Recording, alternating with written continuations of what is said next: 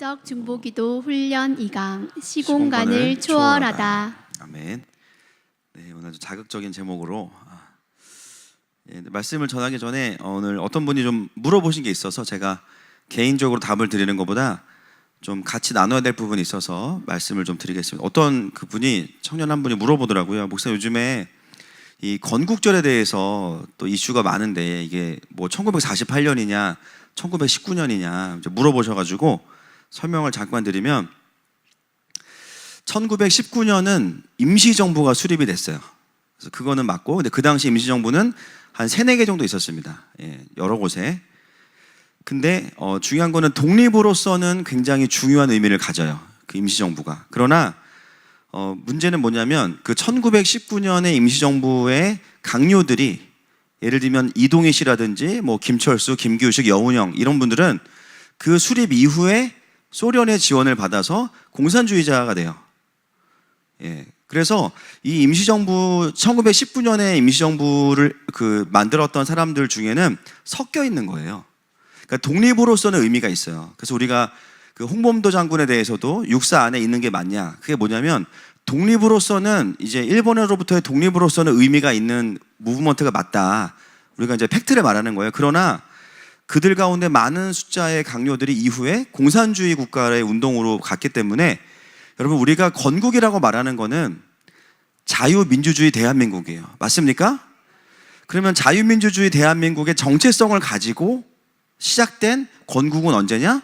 1948년이죠. 이거는 대한민국 국민이라면은 그냥 이거는 뭐 너무나 그냥 팩트잖아요. 그래서 이거를 부정하면 그 사람은 간첩이에요.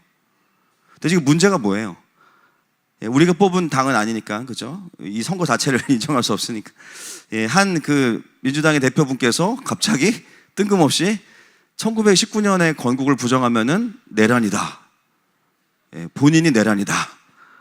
너무 황당한 일이 벌어졌고, 옛날 같으면은 간첩으로 끌려가야 되는 이야기들을 그냥 메이저 레거시 미디어에 나와서 그냥 하는데 아무런 그거에 대한 반향이 없어요. 얼마나 국민들이 무지하고 이거에 대해서 배우지 못했으면, 간단한 거임에도 불구하고 그거에 대해서 이해하지 못하고 여전히 그 내란 프레임에 갇혀가지고 있는 걸 보게 됩니다. 여러분, 1948년에 건국을 부정하면 어떤 일이 벌어지냐면, 우리나라의 시작은요, 그 당시에 이윤영 국회의원, 감리교 목사님의 기도로 재헌국회가 시작이 됐어요. 그거를 아예 부정해버리는 거고요. 지금 정권이 바뀌고 얼마나 치열한지 몰라요. 여러분, 지금 어떤 일이 벌어지고 있는지 아세요? 우리나라의 건국 이념을 기독교 이념이 아니라 동학 이념으로 바꾸자고 지금 난리도 아닙니다. 지금 독립운동 기념 관장, 그 기념관 관장님이 목사님이신데 정말 기도하는 분이시거든요. 난리도 아니에요, 진짜. 동학으로 바꾸려고, 이거 자체를. 여러분, 기독교인으로서 이거를 지지할 수 있어요? 불가능한 일이죠. 모르면 몰랐지, 야, 어떻게 이 나라의 부르심을 지우고 이 나라의 근간이 되는 기독교 정신을 동학으로 바꾸고 동학 그 혁명운동의 후손들에게 50만 원씩 주자고 얘기하고 있는 거예요, 지금. 정권이 바뀌면서 그걸 동의하지 않으니까 이 기념관장한테 민주당의 보좌진들이 자료를 달라고 한 명씩 얘기해주고 수십 개의 자료를 막 그 린치를 가하고 있는 상황들이 좀 벌어지고 있습니다.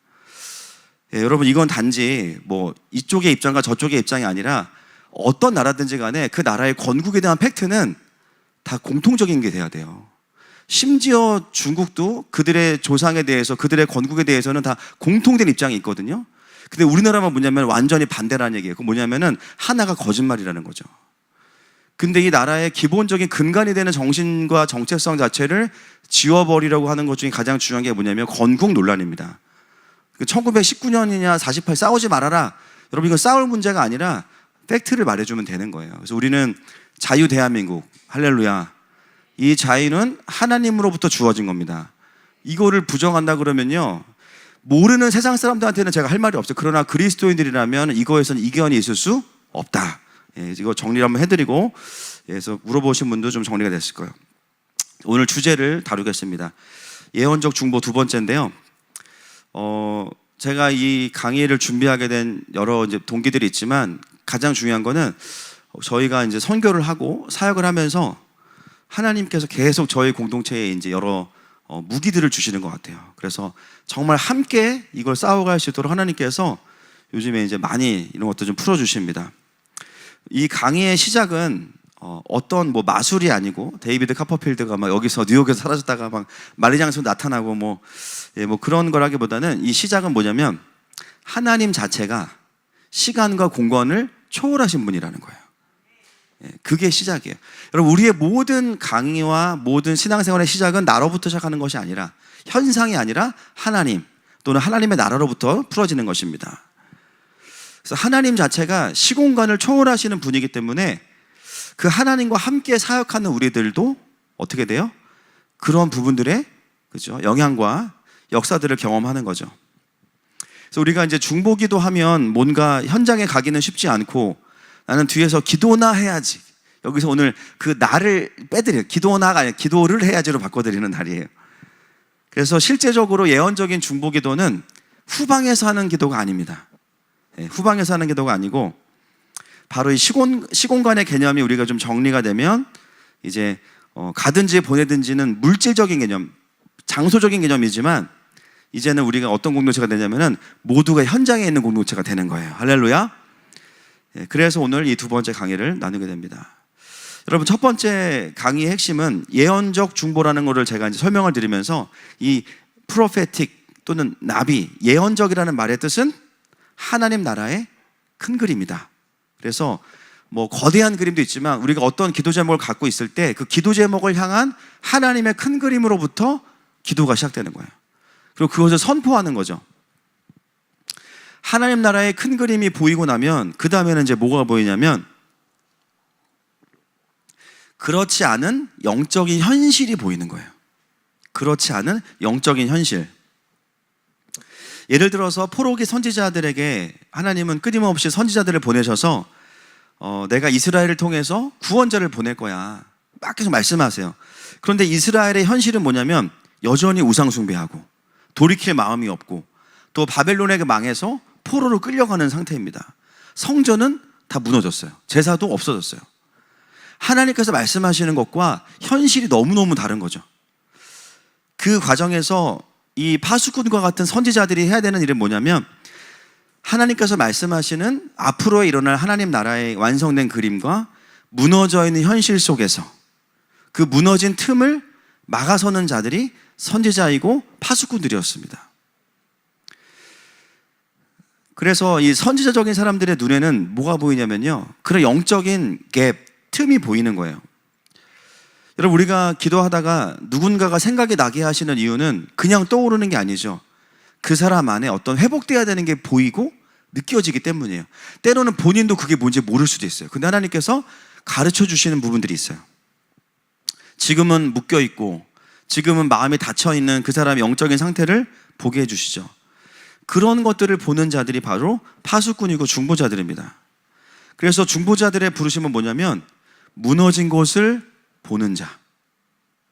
여러분, 우리가 막 대만 놓고 기도하는데, 그죠? 대만 사실 저는 개인적으로 저는 주님이 아니면 제가 가지 않은 나라들만 다니고 있습니다. 근데 막 눈물이 막 나는 거야.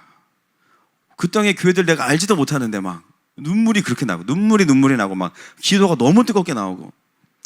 무너진 곳을 보는 자, 그리고 거기서 끝나는 게 아니라 그곳으로 가는 사람. 요즘에 나라를 위해 기도하면서 많은 분들이 정말 절규에 가까운 기도를 하십니다. 그죠? 사실은 내 삶에는 큰 변화 없어 보여요. 나는 먹고 사는데 별로 문제가 없어요. 그런데 그런 문제가 아니고, 하나님께서 이 나라에 대한 부분들, 무너져 있는 부분들을 보여주시면 그렇게 그 부분들이 마음에, 그죠, 눈물이 되고 사명이 되는 거죠. 그래서 중보기도는 수비의 사역이 아니고요, 아주 공격적인 겁니다. 군인으로 따지면은 공군이에요. 미사일 부대입니다. 그래서 우리가 반드시 중보자로서 넘어서야 될 게 뭐냐면 장소와 시간에 대한 개념이 넘어서야 되는 것들이죠. 구체적으로 좀 말씀을 보면서 이게 이제 어떤 개념인지를 좀 확인을 해보겠습니다. 에스겔서 8장 1절부터 3절 보겠습니다. 시작. 여섯의 달 초사세 유다의 장로들은 내 앞에 앉아 있는데 주 여호와의 권능이 거기에서 내게 내리기로 내가 보니 불같은 형상이 있더라. 그 허리 아래의 모양은 불같고 허리 위에는 광채가 나서 단쇠 같은데 그가 손 같은 것을 펴서 내 머리털 한 모습을 잡으며 주의 영이 나를 들어 천지 사이로 올리시고 하나님의 환상 가운데에 나를 이끌어 예루살렘으로 가서 안뜰로 들어가는 북향한 문에 이르시니 거기에는 질투의 우상 곧 질투를 일어나게 하는 우상의 자리가 있는 곳이라. 아멘. 여러분 오늘 우리가 이제 계속 이런 본문들을 볼 텐데요. 공통점은 뭐냐면 하나님의 강력한 임재 안에 있을 때, 하나님의 영광 안에 있을 때 하나님의 영광이 이 선지자들을 끌어가는 걸 보게 돼요. 여러분 오늘 에스겔이 어디에 있냐면요. 바벨론에 있어요. 그의 집은 바벨론이거든요. 갈대아. 그런데 그에게 강력한 여호와의 권능이 임해요.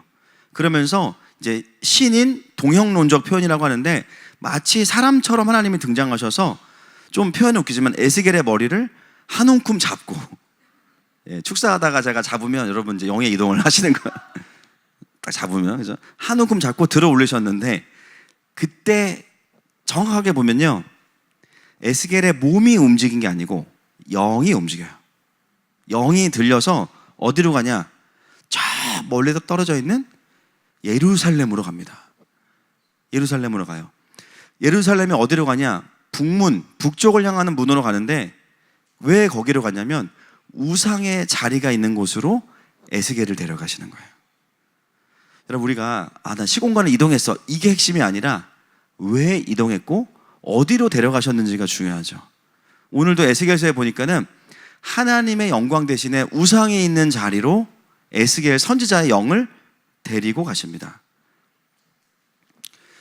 그런데 우리가 이제 그거 뭐 환상으로 그냥 잠깐 이렇게 보는 거 아닙니까? 근데 오늘 여기 8장에 보면요. 에스겔서에 보면 담을 무너뜨리고 실제로 사역을 하고 돌아와요. 이건 영만 갔는데도 하나님의 에스겔을 통해서 일들을 하시는 거예요. 여러분 하나님은 물리적으로 시간적으로 떨어져 있음에도 불구하고 필요하다면 사람들의 영을 하나님의 영광이 회복되어야 되는 곳으로 데려가실 수 있다는 거예요. 특히 에스겔은 그런 경험을 자주 합니다. 37장으로 가볼게요. 1절 말씀 시작. 여호와께서 권능으로 내게 임재하시고 그의 영으로 나를 데리고 가서 골짜기 가운데 두셨는데 거기 뼈가 가득하더라. 여기도 보면 그의 영으로 나를 데리고 가서 나오고 40장 1절과 2절도 보겠습니다. 시작. 우리가 사로잡힌 지 25째 해 성이 함락된 후 14째 해 첫째 달 10째 날에 곧 그날에 여호와의 권능이 내게 임하여 나를 데리고 이스라엘 땅으로 가시되 하나님의 이상 중에 나를 데리고 이스라엘 땅에 이르러 나를 매우 높은 산 위에 내려놓으시는데 거기에서 남으로 향하여 성읍 형상 같은 것이 있더라. 여러 번 그의 영이 이동해서 계속 어디를 가냐면 이스라엘을 가요. 하나님의 영광이 머물러야 되는 곳에 지금은 그것이 있지 않고 무너져 있으면 그곳으로 하나님은 자꾸 데려가세요. 여러분 오늘 이것은 이제 이스라엘을 향한 적용도 많지만 각자에게 많이 각자의 기도에 적용하시면 좋겠어요. 이게 더 풀어지면 이미 다 그렇게 기도하고 계시거든요. 그런데 오늘 정리하는 거예요. 말씀으로 이게 맞구나. 그러면 기도가 바뀝니다. 기도가 바뀌어. 주님 이거 해주세요. 저거 구다사이 이거 이제 하지 않고 일본 다녀와서 해가지고 1호가 자꾸 나오는 것 같아요. 뭐 구다사이 이거 하지 않고 이제는 뭐냐면 진짜 그 영광에 무너진 곳으로 가서 그 하나님의 영광을 회복하는 일들을 기도로 이제 풀어내는 사역을 하게 돼요. 여러분 에스겔만 그런 게 아니고 또 다른 예가 있습니다. 다니엘을 보겠습니다. 8장 1절과 2절이에요. 시작. 나 다니엘에게 처음에 나타난 환상 후 벨사살 왕 제3년에 다시 한 환상이 나타나니라. 내가 환상을 보았는데 내가 그것을 볼 때에 내 몸은 엘람 지방 수산성에 있었고 내가 환상을 보기는 을레 강변에서이니라. 아멘. 여러분 다니엘은 총리이기 이전에 뭐라 그랬죠? 세 글자. 선지자죠. 그죠? 예수님이 선지자로 했으니까 다니엘 선지자예요. 그러니까 선지자의 기름이 있죠. 그러니까는 그에게도 어떤 일이 벌어져요? 몸은 수산성에 있고 그리고 환상을 보게 된 곳은 을레 강변에 가서 환상을 봅니다. 그러니까 몸과 영이 지금 따로 노는 거죠. 그런데 을레강변에서 뭘 보냐면 거기서 이제 앞으로 일어날, 지금 이 수산성은 훗날 페르시아의 수도가 되는 곳에 지금 정치적으로는 좌천되어 있잖아요. 그죠? 이제 그 왕이 바뀌면서 이제 다니엘을 완전히 밀어냈죠. 저 이 시골에 와가지고 좌천되어 있는데, 어떻게 보면 다니엘은 끊임없이 바벨론 안에 있으면서 이스라엘의 회복을 위해서 거의 90년 동안을 언약을 붙잡고 지켰던 사람인데, 점점 그 하나님의 부르심을 담을 수 없는 자리로 가는 거예요. 내가 그걸 하려면은 왕 곁에 있어야 되는데 왕하고 사이가 안 좋아. 정치적으로 대립이 돼 있어. 그러니까 어떻게 돼요? 좌천돼 있죠. 하나님의 부르심과는 굉장히 멀어져 있는 것 같아요. 내가 여기서는 하나님의 사명을 이룰 수 없는데, 근데 하나님 어떻게 하시냐면은, 아니 그거 아무 상관없어. 다니엘이 영을 데리고 딱 가셔가지고 이 바벨론 이후에 일어날 나라에 대해서 환상을 보여주시고 말씀해 주신 내용이 바로 여기 나오는 내용입니다. 다니엘은 결국 뭐냐면, 그 좌천되어 있는 수산궁에서도 끊임없이 뭐 했을까요? 경배했어요. 다음 주에 제가 대만 다녀오는 날 저녁 때 세 번째 다윗의 장막이에요. 세 번째 예언적 중보, 세 번째 다윗의 장막. 결국 다니엘도 결론적으로는 다윗의 장막으로 계속 경배했던 사람이에요. 여러분, 다윗의 장막은요, 왜 다윗의 장막이라는 말이 붙었냐면 모세의 장막과 다르기 때문이에요. 그래서 우리가 이제 장막 그러면은 그 제단 장막 쭉 해서 다윗 장막 딱 하잖아요. 그렇지 않아요. 이게 또 다릅니다. 그건 다음 주에 하겠습니다. 그래서 다니엘도 결국은 그 경배가 풀어지면서, 그래서 제가 아무리 본문을 연구하면 연구해도 나오는 결론은 뭐냐면, 기름 부으심은 경배하는 자에게 임한다는 거예요. 기름 부으심은 하나님의 얼굴을 구하는 자에게 임한다는 거예요. 여러분, 우리가 나라를 위해 기도하고 애국하고 막 정말 땡볕에 나가서 막 싸우는 분들 진짜 많죠. 여러분, 너무 귀하세요. 근데 여러분, 하나님보다 중요하면 안 돼요, 그게. 왜냐하면 이 싸움은요, 기름 부으심의 싸움이에요. 결국은 하나님께서 이걸 하셔야 되는데, 그것을 하기 위해서 더 중요하고 높은 차원의 것들을 우리가 하나님 나라의 관점으로 이해를 해야만 진짜 이 싸움을 제대로 할 수 있는 겁니다. 결국은 다니엘은 누구보다 이 바벨론 안에서 하나님 나라 운동을 하고 바벨론을 통해서 이스라엘을 자유케 하고 싶었던 사람이에요. 그러나 그 일들이 현실적으로 불가능해졌을 때 사실은 몸도 마음도 다 묶인 거거든요. 근데 어떻게 돼? 하나님께서 영을 데리고 가시니까 어떻게 해요? 자유케 된 거예요. 야, 이게 끝나는 게 아니구나. 완전히 나는 이제 할 수 없는 거구나가 아니구나. 하나님은 이후의 일들을 지금 풀어가고 계시는구나. 할렐루야. 여러분, 우리가 사방으로 우겨싸움을 당하는 느낌이 있어요. 부부싸움 했는데 도망갈 방이 없고, 그죠? 다 잠겨있고, 창문 다 잠겨있고, 막. 그러나 하늘은 열려 있습니다. 아무리 내가 우겨싸움을 당하고, 정말 뭐 재정적으로 완전히 막혀있고, 근데 마음이 묶여요. 그때 기도하면 어떻게 돼요? 하나님께서 우리 영을 자유케 하세요. 그리고 하나님의 계획과 그림들을 보여주시면서 다시 믿음과 소망의 틈을 만드십니다. 결국은 다니엘은 좌천된 상황이었지만 그가 추구하는 것은 자기의 어떤 정치적인 그 성공이 아니었기 때문에, 하나님, 그러면 하나님의 나라는 어떻게 되는 겁니까? 이 기도를 계속 경배로 풀고 있었단 말이에요. 근데 하나님이 어느 날 수상궁에서 그 영을 데리고 가셔가지고 을레강변에서 앞으로 일어날 환상을 쫙 보여주신 거죠. 거기서 다니엘은 안심하는 거예요. 앞으로의 일은 모르지만. 이게 바로 선지자적인 기도를 하는 사람들에게 하나님께서 주시는 시공간을 초월하는 사역입니다. 여러분, 하나님의 나라는 그래서 지금 눈에 보이는 게 다가 아니죠. 앞으로 일어날 하나님의 나라가 있습니다. 그래서 하나님과 함께 동역하는 사람들에게는 어떤 안목이 계속 있냐면, 앞으로 일어날 하나님의 나라에 진행될 것들에 대한 기대감이 있어야 돼요. 할렐루야. 일본 사역하고 와서 우리가 또 막 일본에 또 어려움이 있었고, 잘 또 돌파를 하셨고, 오늘 그 선교사님한테 연락이 왔는데, 일본 그 수련회 왔던 분들 중에 넌 크리스천이 있었죠. 저는 몰랐어요. 불신자가 있었는데, 금요일 낮에 여러분, 주님이 정말 안 오시는 시간에 이스라엘을 풀었어요. 정말 다들 그날 여기가 움직이시더라고 막. 근데 그 불신자분이 그 힘든 시간에 성경이 열린 거예요. 그래서 왜 뉴스에서 이스라엘 하는지 이제 알겠다. 그러면서 이사야서를 읽어보겠다. 그렇다고 하더라고요. 너무나 감사하죠. 여러분, 하나님의 일하심이 있습니다. 여러분, 우리가 일본을 놓고 기도할 때 정말 그런 일이 일어날 수 있을까? 정말 일본이 신부에 대한 것을 받아들일 수 있을까? 교회가 출산될 수 있을까? 막 기도해. 하나님이 이미 확신을 주셨어. 될지어다. 이거는 하나님이 하실 수밖에 없다. 그래서 일본에 대한 것들을 풀어놓고 갔을 때 하나님께서 정말 그 일들을 행하시는 걸 보게 됩니다. 여러분, 이게 뭡니까? 하나님의 나라는 지금만 있는 것이 아니라 계속해서 우리 가운데 성취되는 것입니다. 여러분, 그래서 대한민국도 자익해 될 것입니다. 그거를 영을 통해서 보면서 하는 사역들이 너무 필요한 거죠. 하나님은 그래서 우리를 창조하실 때 육신만 만드신 게 아니고요, 우리에게 처음부터 뭘 만드셨어요? 우리 육신 안에 영을 만드신 거예요. 영을. 왜 영이 필요하겠어요? 하나님이 영이시기 때문에, 하나님은 시간과 공간을 초월하시는 분이시기 때문에 특별히 이 사람이라는 존재는 하나님과 함께 사역을 해야 되거든요. 그러면 그 차원을 맞출 수 있는 구조가 우리에게도 필요해요. 근데 우리마저도 영으로 만들어버리면 안 되죠. 우리는 피조물이니까. 어떻게 하신 거예요? 육 안에다가, 한계가 있는 육 안에다가 영을 딱 두신 거죠. 그래서 육의 한계를 느끼면서도 영의 자유함을 같이 느낄 수 있는 유일한 존재가 사람입니다. 자, 에스겔과 다니엘뿐만 아니라 성경에 그래서 이렇게 하나님 앞에 계속 나아가는 분들이 계속 있어요.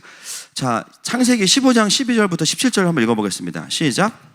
해 질 때에 아브람에게 깊은 잠이 임하고 큰 흑암과 두려움이 그에게 임하였더니 여호와께서 아브람에게 이르시되 너는 반드시 알라. 내 자손이 이방에서 객이되어 그들을 섬기겠고 그들은 400년 동안 내 자손을 괴롭히리니 그들이 섬기는 나라를 내가 징벌할지며 그 후에 내 자손이 큰 재물을 이끌고 나오리라. 너는 장수하다가 평안히 조상에게로 돌아가 장사될 것이요 내 자손은 4대 만에 이 땅으로 돌아오리니 이는 아모리 족속의 죄악이 아직 가득 차지 아니함이니라 하시더니 해가 져서 어두울 때에 연기 나는 화로가 보이며 타는 횃불이 쪼갠 고기 사이로 지나더라. 우리가 아는 그 베리트, 쪼개다, 언약을 맺는 장면인데요, 이 언약을 맺는 장면의 시작에 보면 아브라함이 멀쩡하게 깨어서 언약을 맺는 게 아니고요, 아브라함에게 깊은 잠이 임하고 이렇게 나와요. 그러니까 이 언약을 맺는 장면은 눈에 보이는 육신 안에서 하는 일이 아니고 그의 영과 언약을 맺으시는 장면이 창세기 15장의 장면입니다. 자, 오늘 읽진 않겠지만 야곱 같은 경우에도 창세기 28장에 보면 돌베개를 자고 있어요. 이제 돌베개가 엄청 뭉치게 힘들다 자고 있는데 꿈에서 뭘 보게 되냐면 하늘과 땅을 잇는 사다리를 보고 천사가 오르락내리락하는 걸 보게 돼요. 거기서 하나님의 영광을 봅니다. 여기서 뭘 알 수 있냐면 육체와 영이 전혀 다른 위치에 있다는 거예요. 창세기 37장의 요셉, 어린 요셉, 몸은 집에 있지만 꿈에서 앞으로 형들이 나에게 절할 것을 꿈으로 보게 돼요. 결국 또 영으로 보는 거죠. 꿈이 영의 차원에서 계시로 풀어지는 거죠. 이런 일들이 성경에 너무 많습니다. 그리고 우리도 사실은 그걸 경험하며 살고 있어요. 그러면 또 어떤 경우도 있냐면 더 자극적인 경우가 있죠. 영과 육이 함께 이동하는 경우. 여러분, 성경에서 영과 육이 함께 이동하는 경우 구약에 혹시 누구요? 그건 신약이죠. 더 창세기에 있어요. 5장에 있어요. 잘 생각해 보세요. 지금 영이 이동하고 계십니다. 에녹입니다. 5장 24절 보겠습니다. 시작. 에녹이 하나님과 동행하더니 하나님이 그를 데려가심으로 세상에 있지 아니하였더라. 여러분, 창세기 5장을 읽어보면요, 족보예요. 누가 누구를 낳고 죽었더라, 누가 누구를 낳고 죽었더라, 다 이 얘기만 나오는데 갑자기 에녹이 하나님과 동행하더니 하나님이 그를 데려가심으로 그랬어요. 육체도 데려가신 거예요. 세상에 있지 아니하였더라. 모두가 죽었더라 나오는데 먼저 이 자체가 주는 메시지가 뭐냐면 하나님과 동행하는 사람은 영원한 생명이 주어졌더라, 이거예요. 일단 제가 전에 에녹을 창세기 강의하면서 좀 깊이 설교한 적이 있었는데 왜 에녹에게는 이런 특별한 삶이 주어졌을까? 5장 21절과 22절 한번 보겠습니다. 시작. 에녹은 65세에 무드셀라를 낳았고 무드셀라를 낳은 후 300년을 하나님과 동행하며 자녀들을 낳았으며. 무드셀라를 낳은 후에 에녹이 낳은 자녀가 무드셀라죠. 예. 에녹은 처음부터 선지자적이거나 경건한 사람이 아니었어요. 누구를 낳고부터 바뀌었어요? 무두셀라. 여러분, 우리가 언제 성숙해요? 자식을 낳고 나서. 그리고 자식의 속을 새긴다? 더 시당이 깊어져요. 그래서 우리가 에녹의 변화의 시점이 언제냐면 무두셀라가 태어난 이후인데, 그래서 제가 무두셀라를 설교를 해드렸어요. 무두셀라의 이름의 뜻은 그가 죽으면 그것이 올 것이다. 그래서 무두셀라가 죽으면 뭐가 왔어요? 홍수가 왔죠. 그래서 무두셀라가 나이가 969세. 그래서 969 거꾸로 해도 969, 이제 절대 안 잃어버리죠. 무두셀라가 죽을 때 종말이 와요. 결국은 뭐냐면 에녹이 아들을 낳는, 무두셀라를 낳을 때 태몽이든 뭐든지 간에 하나님의 계시가 온 거예요. 이 아들이 죽을 때 이 세상은 멸망할 거야. 여러분, 선지자가 어떻게 만들어집니까? 하나님의 그림이 들어오면. 갑자기 마음이 급해진 거예요. 이 아들이 살아있는 동안은 우리가 살아있지만 이 아들이 죽을 때 이 세상은 끝날 거야. 그때부터 에녹의 선지자적인 삶이 시작이 된 거죠. 하나님의 심판을 미리 말하고 그때부터 자기의 남아있는 인생을 하나님께 헌신하게 됩니다. 그걸 기록한 성경이 유다서 1장 14절 15절이에요. 같이 읽겠습니다. 시작. 아담의 7대 손 에녹이 이 사람들에 대하여도 예언하여 이르되 보라 주께서 그 수만의 거룩한 자와 함께 임하셨나니 이는 무사람을 심판하사 모든 경건하지 않은 자가 경건하지 않게 행한 모든 경건하지 않은 일과 또 경건하지 않은 죄인들이 주를 거슬러 한 모든 완악한 말로 말미암아 그들을 정죄하려 하심이라 하였느니라. 그래서 에녹은 선지자입니다. 그 선지자인 거예요. 그래서 그의 300년 동안은 선지자의 삶이었고, 그 시간들이 에녹에게는 이미 어떤 시간이었냐면 그의 영은 이미 주님과 계속 동행하는 거예요. 그러니까 주님과 동행했다가 산책했다가 아니죠. 주님과 영이 함께했다 그 뜻이에요. 그래서 뭐냐면 이 미니 마지막 때가 창세기 6장까지잖아요. 그 마지막 때를 살아가는 모습이 그대로 여기에 리허설로 보여지고 있는데, 그 증인의 삶을 살아갔던 에녹의 삶은 선지자의 삶인 거예요. 여러분, 마지막 때를 살아가는 그리스도인의 가장 기본적인 부르심은 증인인데, 더 본질적으로 말하면 선지자적인 삶이에요. 심판이 온다, 주님이 오신다, 이런 일들이 일어날 것이다, 준비하라, 깨어라, 나팔과 같은 자들이 선지자입니다. 그래서 에녹은 그런 삶을 살았던 거예요. 그래서 어느 순간 그 시간들이 지나가다 보니까 하나님 어떻게 하셨냐면 그를 그냥 하늘로 데려가셨어요. 저는 이제 궁금한 게, 그러면 이때 부활의 몸으로 변했을까? 어떻게 생각하세요? 말씀은 말씀으로 풀어야 되니까 안 변했어요. 왜냐하면 부활의 첫 열매가 예수님이라 그랬으니까는 어디 버릇없이, 그죠? 아무리 에녹이어도 순서가 있지. 그러니까 장애 요소가 있잖아요. 그래서 예수님의 첫 열매니까는 에녹은 아직 안 변한 거예요. 어디 있을까? 낙원, 천국 어디 있을까요? 그렇죠, 낙원에 있죠. 지금 낙원에서 생 몸으로 지금 거기서 있는 거예요. 그러다가 언제 변할까요?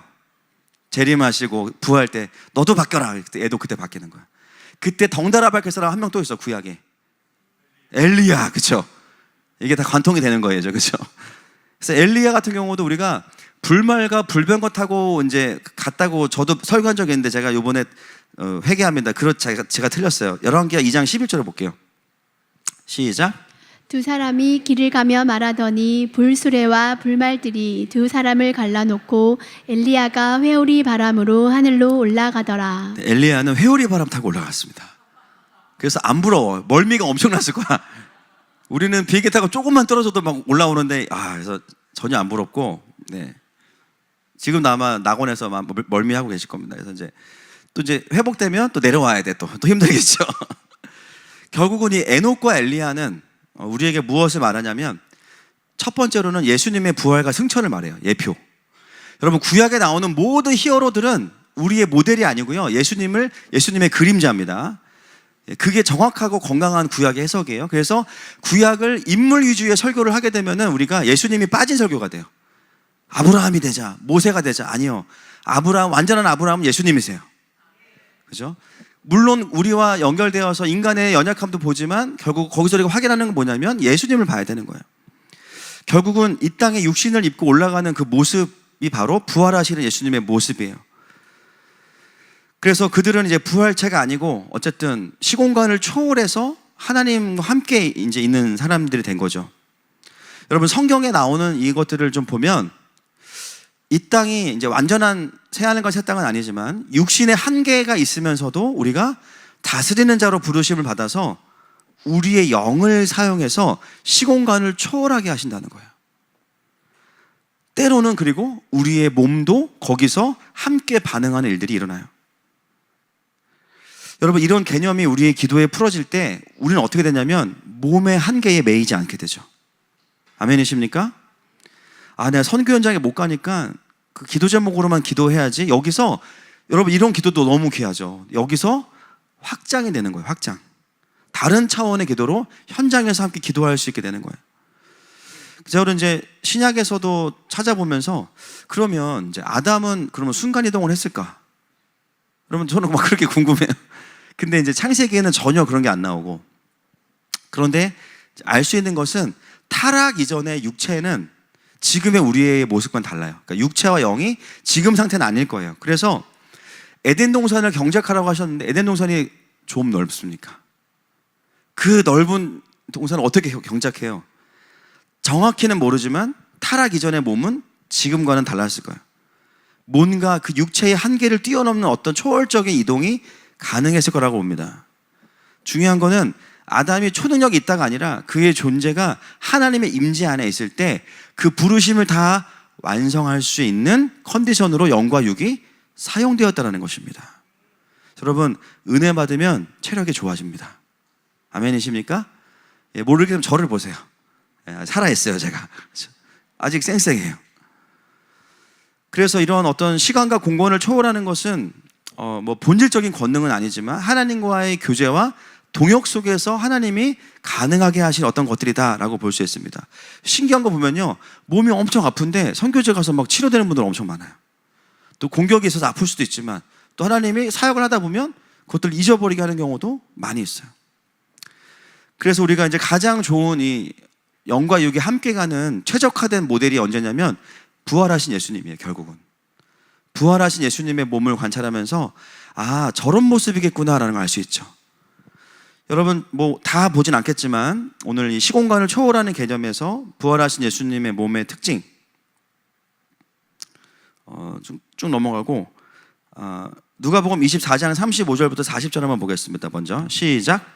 두 사람도 길에서 된 일과 예수께서 떡을 떼심으로 자기들에게 알려지신 것을 말하더라. 이 말을 할 때에 예수께서 친히 그들 가운데 서서 이르시되 너희에게 평강이 있을지어다 하시니 그들이 놀라고 무서워하여 그 보는 것을 영으로 생각하는지라. 예수께서 이르시되 어찌하여 두려워하며 어찌하여 마음에 의심이 일어나느냐.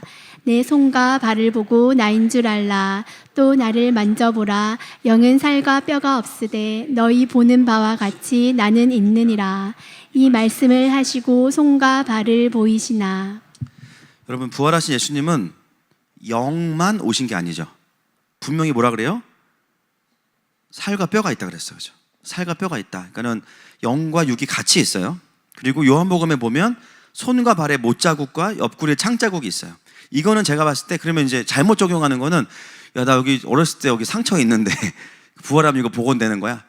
그런 의미가 아닌 것 같아요. 제가 봤을 때는. 이거는 예수님의 구원에 대한 스티그마, 흔적이잖아요. 그래서 남겨야 되는 거지. 여러분, 우리는 잡티 없어질지어다. 아주 깨끗하게 될 줄 믿습니다. 그래서 부활하신 예수님은 실제 육신이 있고 그 다음에 굉장히 중요한 게 누가복음 24장 42절 43절 보면요.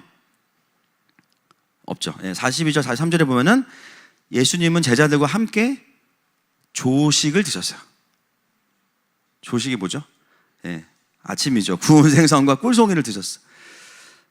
부활체는 먹고 또 마실 수 있는 능력을 가졌어요. 이거는 우리도 지금 이 능력이 있습니다. 그죠? 우리도 부활한 분들 못지 않아요. 아직. 할렐루야. 그죠? 이거는 있어. 자, 그 다음 요한복음 20장 19절 26절 볼게요. 시작. 19절. 이날 곧 안식 후 첫날 저녁 때에 제자들이 유대인들을 두려워하여 모인 곳의 문들을 닫았더니 예수께서 오사 가운데 서서 이르시되 너희에게 평강이 있을지어다. 이거죠. 우리 선교를 많이 하면서 가장 부러운 게 이거예요. 보세요. 보면은 문을 닫았는데 예수께서 오사 그랬어요. 그러면은 이제 두 가지죠. 순간 이동하셨든지 아니면은 벽을 뚫고 오셨든지. 그러나 벽이 안 뚫어져 있기 때문에 순간 이동하신 거죠. 그리고 누가복음 24장 31절 보면 시작. 그들의 눈이 밝아져 그인 줄 알아보더니 예수는 그들에게 보이지 아니하시는지라. 예, 갑자기 사라지신 거죠. 그리고 다른 본문에 보면 또 갑자기 나타나세요. 그러니까 부활하신 예수님의 몸은 영과 함께 나타나고 사라질 수 있다는 거예요. 고린도전서 15장 44절 말씀 시작. 육의 몸으로 심고 신령한 몸으로 다시 살아나나니 육의 몸이 있은즉 또 영의 몸도 있느니라. 아멘. 그러니까 신령한 몸은 다른 거죠. 영을 따라갈 수 있는, 영과 연합할 수 있는 새로운 몸으로 부활체는 바뀐다 그랬습니다. 여러분, 제가 천년왕국 설교하면서 천년왕국 때 우리가 어떻게 예수님과 함께 통치할 수 있냐, 그죠? 첫 번째는 미혹이 없고, 그리고 우리가 부활한 몸이기 때문에 우리 안에 모든 죄성이 하나도 없어요. 그러니까 이세벨 가능 불가능이에요. 완전한 충성, 완전한 정열, 거기에 하나가 또 뭐냐면 우리의 몸도 순간이동합니다. 그래서 열방을 다스리는 게 어렵지 않은 거죠. 예수님이 부활의 첫 열매가 되셨기 때문에 부활한 몸은 이거야 라고 일부러 우리에게 힌트를 주시기 위해서 40일 동안 머무르신 거예요. 너희도 이 눈에 보이는 소망을 가지고 그때를 기다려 말씀하시는 거죠. 그리고 나서 예수님은 승천하셨고, 그 다음에 중요합니다. 우리에게 다시 누가 이제 보편적으로 임하셨어요? 성령님이 오셨습니다. 성령님이 오셨어요. 창세기 6장에서 사람과 함께하지 아니하시겠다고 떠나셨다가 특정한 사람에게 오셨던 성령님이 이제는 교회 위에 임하셨어요. 예수님을 구주로 고백하는 자들에게 오셨어요. 여러분, 그건 뭐냐면 이제는 에스겔과 다니엘 뿐만이 아니라 교회 자체가 선지자적인 공동체가 된 겁니다. 아, 그렇구나. 그러면 우리가 하는 기도가 이제는 성령의 임재 안에서 다른 차원의 기도가 될 수 있다는 거예요. 여러분, 마태복음 5장에 이방인들이 하는 기도, 중언부언 하지 말라. 그 중언부언은 방언이 아니고 구다사이, 그죠? 주세요. 성령 안에서 하는 기도는 뭐겠습니까? 주세요가 아니라 이제는 주님의 영과 연합돼서 성령 안에서 하나님과 함께 여행하는 기도죠. 무엇을 향해서? 하나님의 나라와 영광을 향해서. 그게 나의 개인적인 일이든 내 배우자의 문제든 가족의 문제든 나라의 문제든 열방의 문제든 어떤 이슈이든지 간에 이제는 뭐냐면 성령께서 오셨기 때문에 에스겔과 다니엘과 아브라함과 하나님의 사람들에게 있었던 그 영적인 일들이 우리에게도 풀어졌다는 거예요. 이미 우리는 이것을 경험하고 있죠. 성령님은 그것을 도우시기 위해 오셨고 확장시키시기 위해 오셨어요. 그 내용들이 어디에 있냐면 사도행전에 있는 겁니다. 사도행전에서 우리에게 말하는 건 뭐냐면 성령께서 오셨는데 그래서 이전과 다른 어떤 공동체가 생긴 거야. 그 사도행전의 또 다른 닉네임이 뭐예요? 성령행전이죠. 그래서 이 사도들 안에 어떤 일이 있었나, 또는 스데반이나 이런 빌립 같은 분들 안에 어떤 일이 있었나. 여러분, 사도 바울, 고린도후서 12장 2절부터 4절 보겠습니다. 시작.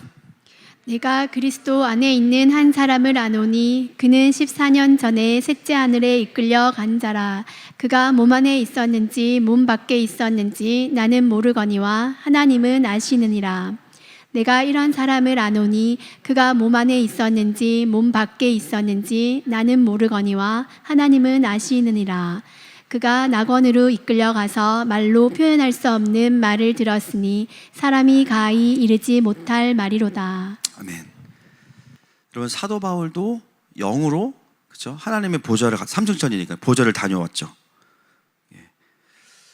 그리고 실제로 사도행전에는 영만이 아니라 육이 이동한 사건이 기록이 되어 있어요. 우리가 알고 있는 것처럼 사도행전 8장 39절 40절입니다. 시작. 둘이 물에서 올라올새 주의 영이 빌립을 이끌어 간지라. 내시는 기쁘게 길을 가므로 그를 다시 보지 못하니라. 빌립은 아소도에 나타나 여러 성을 지나다니며 복음을 전하고 가이사라에 이르니라. 에디오피아 내시에게 복음을 전하고 세례를 베푼 후에 빌립이 어떻게 돼요? 순간이동합니다. 하루파조라 그러는데, 실제로 신약 시대에도 이런 사건이 있었어요. 제가 유튜브에도 찾아봤어요. 순간이동 막 나오더라고요. 근데 그걸 제가 본 게 아니니까 여러분들한테 소개는 할 수 있지만, 근데 가장 다행인 게 성경에 있다라는 거예요. 이건 제 책임이 아니에요. 그죠? 빌립은 확실하게 순간이동을 했다. 보편적으로는 지금도 뭐 그런 일이 막 일어나진 않습니다. 그러나 그것은 당연한 거예요. 왜냐하면 아직 천연왕국이 아니고 이 땅에 한계가 있다는 것을 더 메시지를 주셔야 되기 때문에 지금 이제 그런 일이 안 일어나. 만약에 그렇다면 우리 막 순간이동 하다가 막 부딪히고 막 코피 나고 난리도 아닐 거예요. 근데 왜 빌립에게는 이 초대교회에 이런 역사가 나타났을까? 다 알 수는 없지만 바로 이 빌립의 삶을 보면서 알게 되는 것은 빠른 복음 전도. 도시를 툭툭툭툭툭 하면서 복음을 쫙 전하면서 이 블레셋의 가장 주요한 도시들에, 그죠? 복음을 막 전하면서 올라와요. 그죠? 그리고 에티오피아 내시에 그 타고 광야를 가다가, 그죠? 세례를 받았으니까 주님 이제는 할 일 다 했으니까 굳이 그렇게 돌아올 필요가 없는 거예요. 어떻게 그 다음 장소로 그냥 이동시키신 거죠. 비록 이게 빈번하진 않았고 한 번에 기록이 되어 있지만 한 번을 기록하게 하신 이유가 있는 것 같아요. 우리는 그 의미도 받아들여야 됩니다.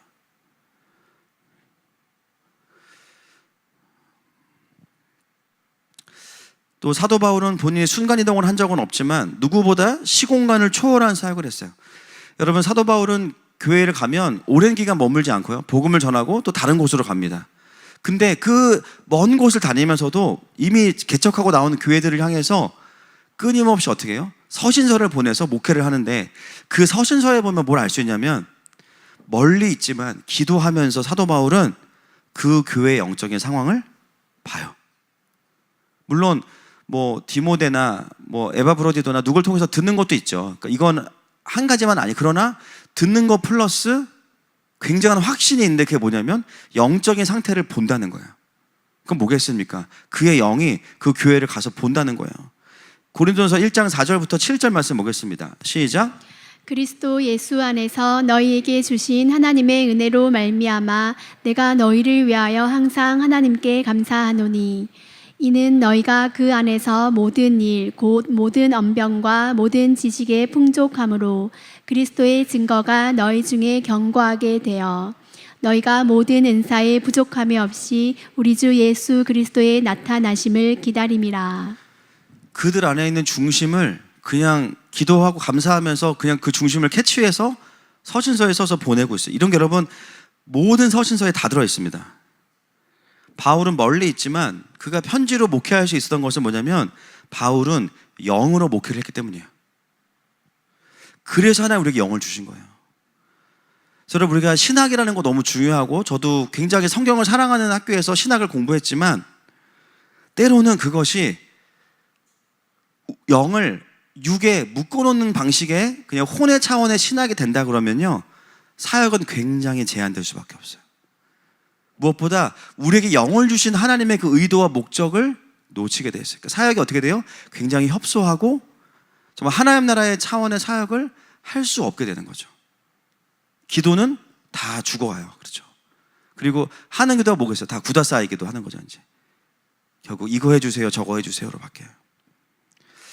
여러분, 우리가 이 기도의 개념을 바꾸는 게 예언적인 중보의 훈련인데, 이것은 어떤 상황의 필요를 놓고만 하는 기도가 아니라 실제로 그 선교지나 그 교회나 그 사람의 삶의 현장을 믿음으로 가는 거예요. 영으로 가서 함께 싸우는 자들입니다. 여러분, 이게 저희 공동체에서 이걸 풀 수 있는 것은 이미 우리는 디나미스나 여러 가지를 통해서 하나님이 그 길들을 열어놓으셨기 때문에 이런 강의가 가능한 거예요. 저는 우리 교회에서 설교할 때 제일 편해요. 딴 데 가면 조심할 게 너무 많아. 뭐 하면 한다고 왜 불렀냐고. 그죠? 이미 이게 영적인 분이 풀어졌기 때문에 여기 이제 빌드업을 할 수 있는 거예요. 믿음으로 성령 안에서 영이 간다고 생각을 하는 거죠. 이미 사실 저희 공동체의 많은 분들은 그렇게 기도하고 있습니다. 결국은 예수님도 그러셨고 초대교회 리더들도 다 이 영으로 사역을 한 거예요. 여러분, 예수님도 육신에 계신 예수님께서 가시고 물론 재림하시지만 누굴 보내신 거예요? 성령을 보내신 거예요. 이제는 어떤 육체나 이런 공간만 있는 것이, 한계만 있는 것이 아니라 영을 통해서 너희들이 전 세계와 서로를 위해서 사역할 수 있다라는 겁니다. 제가 지난주도 나눴지만 일본에 가서 저희가 있었던 지역은 오사카 교류에 계셨지만 오사카에 있지 않았고 교토에 있었어요. 시가현에. 근데 그 수련원, 작은 수련원에 있으면서 하나님은 어떻게 하냐면 일본 전체를 보여주신 거죠. 이런 게 뭡니까? 시공간을 초월하는 거예요. 또 여러분 본당에서 중보기도 하셨던 분들, 물론 우리가 이제 영상으로 봤지만 여러분, 근데 그게 마치 우리는 여기에 떨어져 있다 이게 아니라 같이 믿음을 써서 그 공간 안에 있다가 믿음을 써서 함께 기도하는 거, 그게 뭡니까? 믿음과 영을 쓰는 겁니다. 가족을 위해 기도할 때도 우리가 예를 들면 동일시 축사 받죠. 그것도 뭐예요? 영을 쓰는 거예요. 근데 놀라운 건 뭐예요? 동일 축사하면은 그 일이 일어나. 할렐루야. 믿음을 쓰고 영을 쓰는 거예요. 이미 우리 공동체는 그 영을 보낸다는 개념이 이미 다 모두에게 탑재가 돼 있어요. 오늘 그걸 이제 정리한 거예요. 근데 이것의 핵심이 뭐냐면 단순한 순간이동이 아니라, 따라하겠습니다, 사모함. 사모함이에요. 그 사람에게, 그 장소에, 그 나라에 하나님의 영광이 회복될 것에 대한 긍휼과 사모함이 생기면 믿음이 가고 영이 가서 그 사역들을 감당하게 돼요. 저는 오늘 사실은 하나님 그래도 실제적인 예화가 있으면 좋겠습니다. 근데 예화가 없다가 예배 전에 예화가 생겼어. 너무 감사해요. 예배 전에 갑자기 그 교회 마당에 아무도 없었거든요. 잠깐 보고 딱 봤는데 누가 딱 서 있는 거야. 유소연 사모님이 서 있어. 예강이랑. 갑자기 짠 나타났어. 그래가지고 어떻게 된 거야 했더니 이제 전철 타고 왔다는 거야. 전철 타고 왔고, 남편도 몰랐다. 남편이 입이 나와가지고 그래서 이제 차에서 내리고 있더라고. 도착 20분 전에 자기 얘기를 했대. 제가 그 모습을 보면서 야, 이게 바로 오늘 본문의 결론이다. 시공간의 초월. 뭐예요? 사모함이에요. 야, 진짜 사모하구나. 그러니까 전철 타고 애를 데리고, 그 어린애를 데리고 왔구나. 이 더위를 뚫고 왔구나. 여러분, 이 시공간의 초월을 가능하게 만드는 것은 뭐냐면 하나님 나라를 향한 사모함이에요. 그리고 제가 들었던, 사실은 수많은 간증을 제가 가지고 왔지만 여러분들이 안 믿을 것 같아가지고 못 풀었어요. 사실은 뭐 하나만 얘기하면은 막 버스를 타고 가다가 또 흑인 샴볼츠인가 그분이 버스 타고 가다가 갑자기 이제 막 전쟁이 났는데 버스 기사가 막 내리세요, 내려서 막 뛰어가다가 하나님 제 가족을 부탁합니다. 근데 믿음으로 눈을 감고 다시 뜨고 갔더니 호텔에서 딱 자기가 발견됐다는 거야. 이거 봐, 이럴 줄 알았어. 그러니까 그래서 이제 저도 제가 본 게 아니라서 이게 참 전하기가 좀 그래요. 하여튼 우리 가운데 그런 케이스가 있기를 축복합니다. 그래서 보면은 뭐냐면 다 이제 그런 분들의 마음 안에 뭐가 있냐면 다 사모함이 있어. 그 사모함의 본질을 파고 들어가면 결국 뭐냐면 주님과 함께 하고 싶은 거예요. 우리가 뭐 워크홀릭, 사역홀릭이 아니고 주님이 일하시는 곳에 있고 싶다. 그 마음이, 끝내겠습니다. 그 마음이 차에서 나와주세요. 그 마음이 우리를 주님 곁으로 인도하고, 그 마음이 우리를 사역지로 인도하고, 그 마음이 우리를 살려야 될 영혼들에게로 인도하는 겁니다. 여러분, 오늘 이 시간에 우리가 이미 그런 기도를 하고 있지만 더 기름 부어질 거예요. 그래서 우리의 기도가 굉장히 스릴 있고 아주 역동적인 기도가 될 거예요. 내가 누군가를 위해서 기도할 때 하나님, 그 사람의 몸 안으로 나를 데려가 주세요. 그 사람의 묶임의 그 자리로 데려가 주세요. 하나님, 그 나라의 영적인 하늘이 닫힌 곳으로 데려가 주세요. 그리고 그곳에서 우리가 에스겔처럼 그 담을 허물어 버릴 거예요. 그리고 주님의 나라가 임하게 하는 것입니다. 이번 주간에 하나님께서 또 우리 공동체에 벌써 일주일 동안 3가정이 교회 근처로 이사 왔어요. 이번 주에 3가정이. 저는 그것도 순간이동이라고 생각합니다. 그리고 지금 어쨌든 교회와 함께 더 가려고 지금 이사 오려는 많은 분들이 또 계시지만, 그 씨름 자체가 뭐예요? 그냥 거리적인 게 아니죠. 사모함이에요. 여러분, 마지막 때에 하나님의 마음을 풀어낼 수 있는 공동체는 그 하나님의 나라를 향한 사모함이 있는 공동체입니다. 그런 공동체는요, 시간과 공간을 초월할 수 있는 겁니다. 이 시간에 함께 우리 찬양하며 나아갈 때 하나님, 우리 공동체의 기도를 한 차원 더 높은 차원으로 인도해 주시고, 이미 동행하시는 성령 하나님, 에스겔처럼 우리 영을 데리고 더 함께 사역하여 주시옵소서. 그 마음으로 이 고백을 하시며 나아가십시다.